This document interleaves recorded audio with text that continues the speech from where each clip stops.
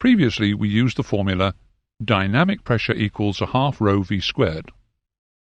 From this we can see that dynamic pressure depends not only on the speed of the aircraft, but also on the air density, rho.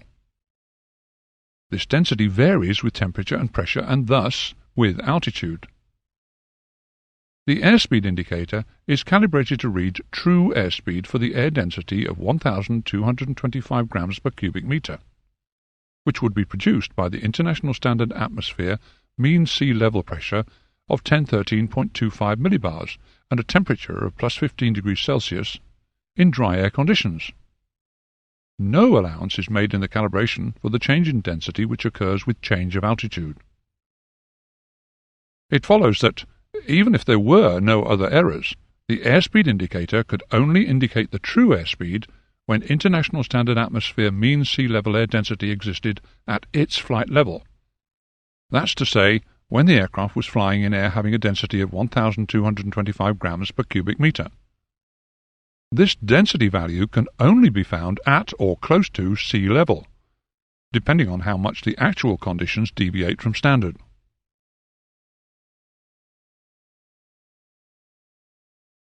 Manufacturing imperfections and usage result in small errors, which are determined on the ground under laboratory conditions by reference to a datum instrument.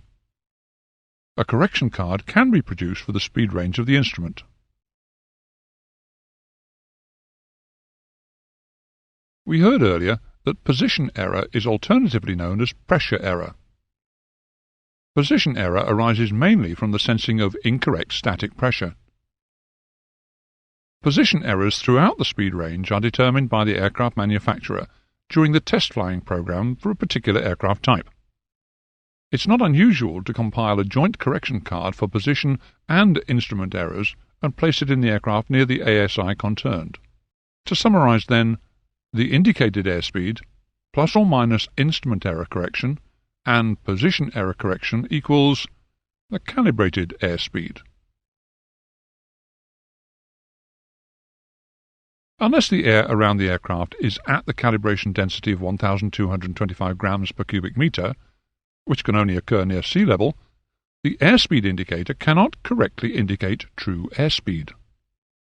From our formula, we know that dynamic pressure is proportional to density. So at altitude, where density is less, the dynamic pressure generated by a given true airspeed will be less than for the same true airspeed in flight at sea level. Airspeed indicator capsule expansion will be proportionately less, and the speed indicated will be less than the true speed. The difference between indicated airspeed and true airspeed is called density error. This density error will cause the airspeed indicator to underread at altitude, whereas if you get to fly below mean sea level, it will overread. Use the mouse to move the aircraft higher or lower and note the change in true airspeed.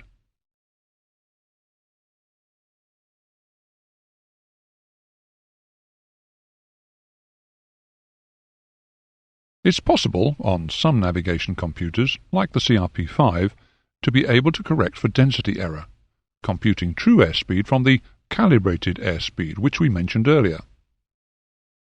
This computation allows for the height of the aircraft above the calibration 1013.25 millibar pressure level, and also for any temperature deviation from standard conditions. Summarizing, the true airspeed equals the calibrated airspeed plus or minus the correction for density error. Some airspeed indicators incorporate colored markings on the dial. These range markings consist of colored arcs and radial lines. The white arc denotes the flap operating range. From stall at maximum all-up weight in the landing configuration, full flap, landing gear down, wings level, power off, up to VFE, maximum flaps extended speed. The green arc denotes the normal operating speed range, from stall speed at maximum all-up weight, flaps up, wings level, up to VNO, normal operating limit speed or maximum structural cruising speed, which should not be exceeded except in smooth air. Operations at indicated airspeeds in the green arc should be safe in all conditions, including turbulence. The yellow arc denotes the caution range, which extends from VNO, normal operating limit speed, up to VNE, the never exceed speed. The aircraft should be operated at indicated airspeeds in the caution range only in smooth air. A red radial line denotes VNE, the never exceed speed.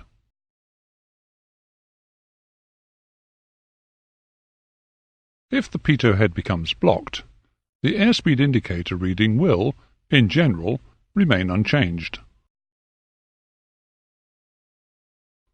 In level cruise, a blockage will lock in the previous pitot pressure and any change in actual airspeed will not be registered.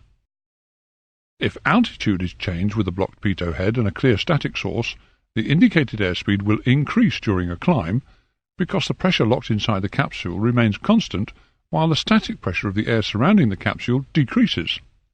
Conversely, the indicated airspeed decreases during a descent with a blocked pitot head.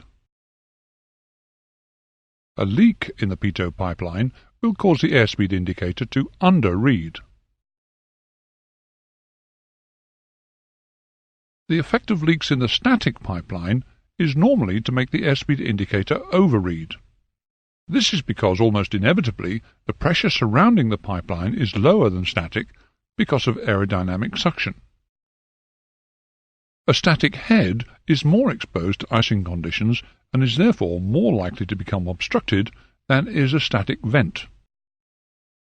A blocked static source during descent will mean that the old, higher altitude static pressure surrounding the capsule will be lower than it should be, so that if the pitot pressure is normal, the airspeed indicator will overread. This could be dangerous, in that the aircraft is nearer the stall than the airspeed indicator is showing.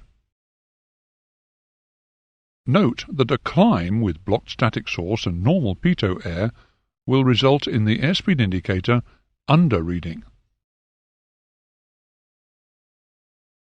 The following checks of the airspeed indicator and pressure supply system should be made before flight. If they are fitted to your aircraft, pressure head covers and static vent plugs must be removed and stowed aboard the aircraft. The pitot tubes, holes or slots in the static heads and or static vents, should be checked to be free from obvious obstructions such as insects. Next, if one is fitted, the pitot head heater must be checked to see that it is operative. The instrument dial glass must be clean and undamaged. Finally, the instrument should indicate airspeed in the correct sense shortly after starting the takeoff run.